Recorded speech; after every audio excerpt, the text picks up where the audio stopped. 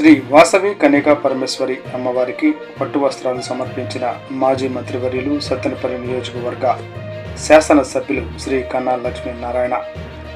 Today TV news Kostandhra in charge Duggi Nageswararao.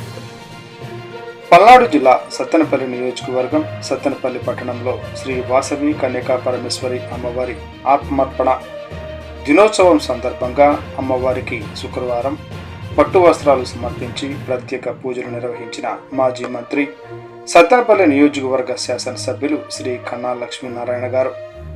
తర్వాత ఆలయ అర్చకులు ఎమ్మెల్యే శ్రీ అన్నా లక్ష్మీనారాయణ గారిని పూర్ణ కుంభంతో ఘన స్వాగతం పలికి స్వాగతించారు.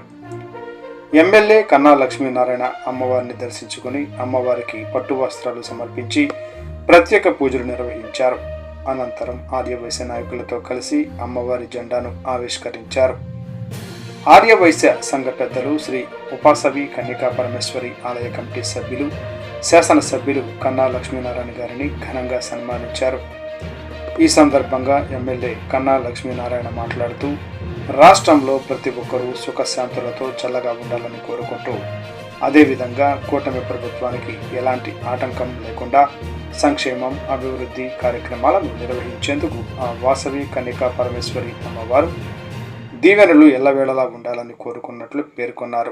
ఈ కార్యక్రమంలో శ్రీ వాసవి కన్యకా పరమేశ్వరి అమ్మవారి దేవాలయ కమిటీ సభ్యులు ఆర్యవైశ్య పెద్దలు వివిధ హోదాల్లో ఉన్న రాష్ట్ర జిల్లా నియోజకవర్గ పట్టణ నాయకులు కార్యకర్తలు అభిమానులు ప్రజలు ఈ కార్యక్రమంలో పాల్గొన్నారు.